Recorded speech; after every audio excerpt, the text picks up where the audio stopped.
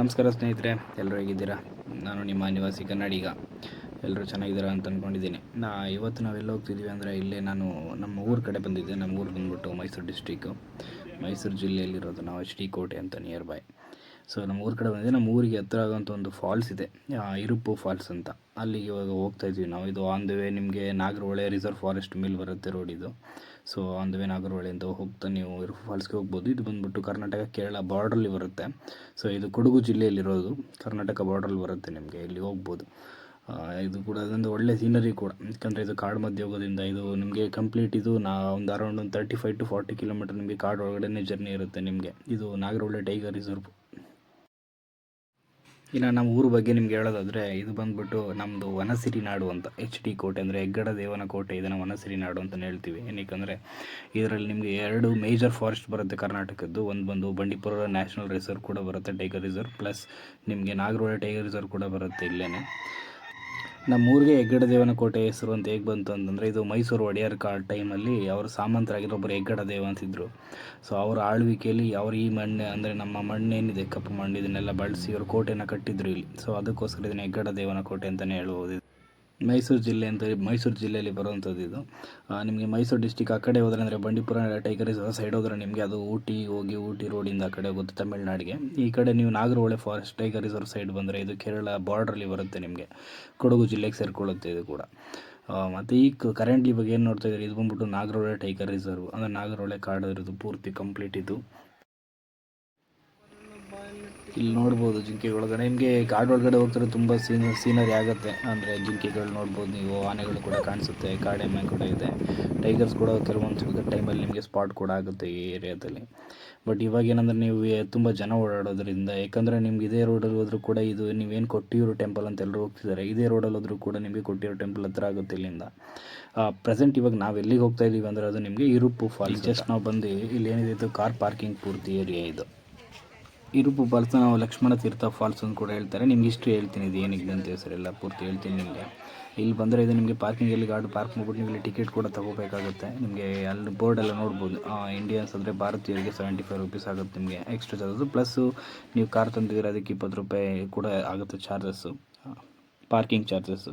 ಇಲ್ಲಿ ನಡ್ಕೊಂಡು ಹೋಗಬೇಕು ನೀವು. ಅರೌಂಡ್ ಇದೊಂದು 220-230 ಸ್ಟೆಪ್ಸ್ ಇದೆ. ಮುಂದೆ ಹಿಂಗೆ ನಡ್ಕೊಂಡು ಹೋಗಿ ನೀವು ಒಳಗಡೆ ಫಾಲ್ಸ್ ಹತ್ರ ಎಂಟ್ರಿ ಮಾಡ್ಕೋಬೇಕು. ಅಲ್ಲಿ ಒಳಗೆ ತನಕ ನಿಮಗೆ ಗಾಡಿ ವೆಹಿಕಲ್ಸ್ ಅಲೋ ಇರೋಲ್ಲ, ನಡ್ಕೊಂಡು ಹೋಗಬೇಕು. ಈಗ ನಮ್ಮ ಫ್ರೆಂಡ್ಸ್ ಜೊತೆ ಇದ್ದೀನಿ, ಮುಂದೆ ಇವರು ಓಡ್ತಾ ಇದ್ದಾರೆ ನೋಡಿ, ಕಪ್ಪಿಗಳ್ತಾರೆ ನನ್ನ ಫ್ರೆಂಡ್ಸ್ ಇವರು. ಇದು ಲೊಕೇಶನ್ ಮಾತ್ರ ತುಂಬ ಅಲ್ಟಿಮೇಟ್ ಲೊಕೇಶನ್ ಇದು. ನೀವು ವಿಡಿಯೋದಲ್ಲಿ ನೋಡೋದಕ್ಕಿಂತ ಒಂದ್ಸರಿ ಯಾವಾಗಾದ್ರೂ ನೀವು ವೀಕೆಂಡ್ಸಲ್ಲಿ ಫ್ರೀ ಮಾಡ್ಕೊಂಡು ಇಲ್ಲಿ ಬಂದರೆ ತುಂಬ ಒಳ್ಳೆ ಲೊಕೇಶನ್ ನಿಮಗೆ, ಸ್ಟ್ರೆಸ್ ಫ್ರೀ.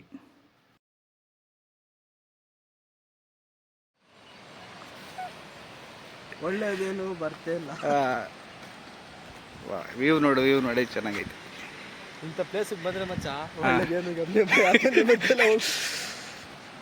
ಎಲ್ಲಿಗೆ ನಡ್ಕೊಂಡು ಹೋದ್ರೆ ಅಲ್ಲಿ ಫಾಲ್ಸ್ ಇದೆ. ಸೌಂಡ್ ಆಲ್ರೆಡಿ ಕೇಳಿಸ್ತಿದೆ ಇಲ್ಲಿ ಚೆನ್ನಾಗಿ ಅಲ್ಲ. ವ್ಯೂ ವ್ಯೂ ಏನು ಚೆನ್ನಾಗಿಲ್ವಾ? ಕಾಳಿಂಗ ಸರ್ಪಗಳು ಹೆಚ್ಚಾಗಿರ್ತವೆ ಇಲ್ಲಿ. ಹೌದಾ? ಈಗ ತಾನೇ ನಮ್ಮ ಕೆಂಪರಾಜ್ BS ಅವರು ಹೇಳಿದ್ರು ಇಲ್ಲಿ ಕಾಳಿಂಗ ಸರ್ಪಗಳಿದೆ ಅಂತ. ಇವರೇ ಗೈಡು, ಇವರೇ ಕರ್ಕೊಂಡ್ ಬಂದಿರೋದು ನಮ್ಮನ್ನ ಇಲ್ಲಿಗೆ. ಕಡಿಮೆ ಫೀಸ್ ಇದೆ, ಸ್ವಲ್ಪ ಜಾಸ್ತಿ ಇರುತ್ತೆ. ಹಂಗೆ ಸ್ವಲ್ಪ ಇನ್ಫಾರ್ಮೇಶನ್ ಕೊಟ್ಬಿಡಿ ಗೈಡ್ ಸರ್. ನೋಡಿ ಸೌಂಡ್ ಕೇಳ್ತಿರ್ಬೋದು. ಇದು ಬಂದು ಅಬ್ಬಿ ಫಾಲ್ಸ್ ಅಂತ. ಇರುಪ್ಪು ಫಾಲ್ಸ್ ಅಬ್ಬೆ ಫಾಲ್ಸ್ ಅಂತೆ. ಇರುಪ್ಪು ಫಾಲ್ಸ್ ತಗೊಂಡು ಈ ಫಾಲ್ಸ್ನ ವಿಶೇಷತೆ ಏನಂತಂದರೆ, ಇದು ನಿಮಗೆ ಇಂಡಿಯನ್ ಮೆಥಾಲಜಿ ಪ್ರಕಾರ ರಾಮಾಯಣ ಟೈಮಲ್ಲಿ, ಅಂದರೆ ಯಾವಾಗ ಸೀತೆನ ರಾವಣ ಕರ್ಕೊಂಡು ಹೋಗಿರ್ತಾನೆ ಆ ಟೈಮಲ್ಲಿ ರಾಮ ಮತ್ತು ಲಕ್ಷ್ಮಣ ಇಬ್ಬರು ಕೂಡ ಇಲ್ಲಿ ಹುಡ್ಕೊಂಡು ಹೋಗ್ತಿರ್ತಾರೆ. ಸೀತೆನ ಹುಡ್ಕೊಂಡು ಹೋಗ್ಬೇಕಾದ್ರೆ ರಾಮನಿಗೆ ತುಂಬ ಬಾಯಾರಿಕೆಯಾಗಿ ಆವಾಗ ಲಕ್ಷ್ಮಣ ಒಂದು ಆಯರನ್ ಅಂದರೆ ಬಾಣನ ಹೊಡೆದು ಅದರಿಂದ ಒಂದು ನೀರು ಉಟ್ಕೊಂಡಾಗ ಅದನ್ನು ಅಲ್ಲಿಂದ ನೀರು ಕುಡಿದು ಅಲ್ಲಿಂದ ಮುಂದೆ ಸಾಕ್ತಾರೆ. ಸೊ ಅದಕ್ಕೆ ಇದನ್ನು ಲಕ್ಷ್ಮಣ ತೀರ್ಥ ಫಾಲ್ಸ್ ಅಂತ ಕೂಡ ಹೇಳ್ತಾರೆ ಇದನ್ನು. ಸೊ ಅದರಿಂದ ಇದು ಇರುಪ್ಪು ಫಾಲ್ಸ್ ಅಂತ ನಿಮ್ಮ ತಗೊಳ್ತಾರೆ ಅಲ್ಲಿಂದ. ಇದು ಹಿಂದೂ ಭಕ್ತರಿಗೆಲ್ಲ ಈ ವಾಟರ್ ತುಂಬ ಪಾಪ ಪರಿಹಾರ ಮಾಡುತ್ತೆ ಅಂತ ಕೂಡ ಹೇಳ್ಬೋದು. ಅದಕ್ಕೆ ರಾಮೇಶ್ವರ ಟೆಂಪಲ್ ಇದೆ ಡೆಡಿಕೇಟ್, ಲಾರ್ಡ್ ಶಿವನಿಗೆ ಒಂದು ಟೆಂಪಲ್ ಕೂಡ ಮಾಡಿದ್ದಾರೆ. ನೋಡಿ ಇದೆಲ್ಲ ಇರುಪ್ಪು ಫಾಲ್ಸ್ ಇಂದ ಬರುತ್ತೆ. ಇದೆಲ್ಲ ಹೋಗಿ ಫಾಲ್ಸ್ ನೀರು ಜಾಸ್ತಿ ಇರೋದ್ರಿಂದ ಎಲ್ಲ ಹೋಗಿ KRS ಡ್ಯಾಮ್ ಕಾವೇರಿ ನದಿಗೆ ಸೇರುತ್ತೆ. ನಿಮಗೆ ಬಾತ್ರೂಮ್ ಬರ್ತಾರೆ, ನೀರಲ್ಲಿ ಕೊಟ್ಟರೆ ಅಷ್ಟೇ ಸಾಕು, ಎಲ್ಲ ಮಾಡ್ಕೊಂಡು. ಏ ಗೈಡ್ ನಿಂತ್ಕೊಳ, ಹೇಳ್ಬಿಟ್ಟು ಓಡೋಗ್ಬೇಕು ನೀರು.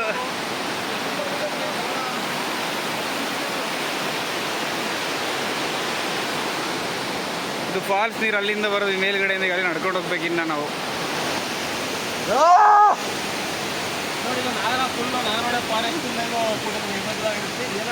ಸಾಕು ಹೇಳಿದ್ದೀರಿ. ಟೋಟಲ್ ಇದು 230 ಸ್ಟೆಪ್ಸ್ ಇದೆ. ನೀವು ಅಲ್ಲಿ ಕಾರ್ನ ಪಾರ್ಕಿಂಗ್ ಮಾಡಿಬಿಟ್ಟು ನಡ್ಕೊಂಡು ಬರಬೇಕು.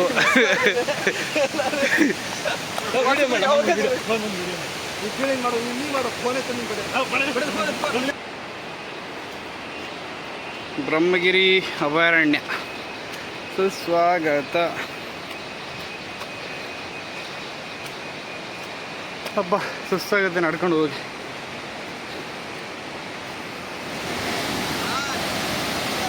ಫಾಲ್ಸ್ ಅಂತ ಸೂಪರ್ ಪ್ಲೇಸ್ ಇದೆ.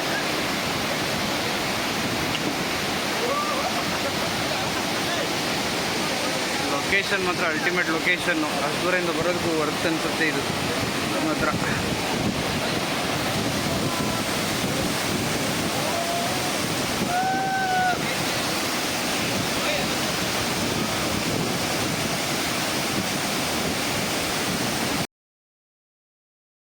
ಇದು ವ್ಯೂ ಮಾತ್ರ ಕಣ್ಣು ತುಂಬ್ಕೊಳ್ಳೋಕ್ಕಾಗಲ್ಲ ಅಂಥ ವ್ಯೂ ಇದೆ ಇಲ್ಲಿ. ಸುತ್ತಮುತ್ತ ಗ್ರೀನರಿ ಜೊತೆಗೆ ಫಾಲ್ಸ್, ನೀರು ಬೀಳ್ತಾ ಇರೋದು ಮೇಲ್ಗಡೆಯಿಂದ. ತುಂಬ ಬೆಟ್ಟಗಳಿದೆ ಮೇಲ್ಗಡೆ, ಅಲ್ಲಿ ಎಂಟ್ರಿ ಇಲ್ಲ. ಮುಂಚೆ ಎಲ್ಲ ಕೂಡ ಅಲ್ಲಿ ಎಂಟ್ರಿ ಬಿಡ್ತೀವಿ ಅಂತ ಟ್ರೆಕ್ಕಿಂಗ್ ಎಲ್ಲ, ಬಟ್ ಇವಾಗೆಲ್ಲ ಬಿಡಲ್ಲ ಇಲ್ಲಿ. ಕೆಲವೊಂದು ಇನ್ಸಿಡೆಂಟ್ಸ್ ಆಗುತ್ತೆ ಅಲ್ಲಿಂದ. ಬಟ್ ನೀವು ವರ್ತ್ ವ್ಯೂವಿಂಗ್ ಪ್ಲೇಸ್ ಇದು. ನೀವು ವೀಕೆಂಡ್ಸಲ್ಲಿ ತುಂಬ ಸ್ಟ್ರೆಸ್ಫುಲ್ ಲೈಫ್ನ ಒಂದು ರಿಲೀವ್ ಮಾಡ್ಕೊಂಡು ಸ್ಯಾಟರ್ಡೆ ಸಂಡೇ ಟೈಮಲ್ಲಿ ಬಂದ್ಕೊಂಡು ಹೋದರೆ ತುಂಬ ಒಳ್ಳೆ place. So must visit place ಇದು. ನೀವು ಯಾವಾಗ ಫ್ರೀ ಮಾಡಿಕೊಂಡು ವೀಕೆಂಡ್ಸಲ್ಲಿ ಬಂದು ನೋಡ್ಕೊಂಡು ಹೋಗಿ. ನಂದು ವೀಡಿಯೋಸ್ ಕೂಡ ಹಾಕ್ತೀನಿ ಇವಾಗ ಜಾಸ್ತಿ ಹೊಡೆದಿರೋ ಕಾರಣ ಆಗ್ತಾಯಿಲ್ಲ ಅಷ್ಟೊಂದು, ತುಂಬ ಕೆಲಸ ಇರೋದ್ರಿಂದ. ಸೊ ಹೀಗೆ ಸಪೋರ್ಟ್ ಮಾಡ್ತಾಯಿರಿ, ಲೈಕ್ ಮಾಡಿ, ಶೇರ್ ಮಾಡಿ, ಸಬ್ಸ್ಕ್ರೈಬ್ ಮಾಡಿ, ಸಪೋರ್ಟ್ ಮಾಡಿ.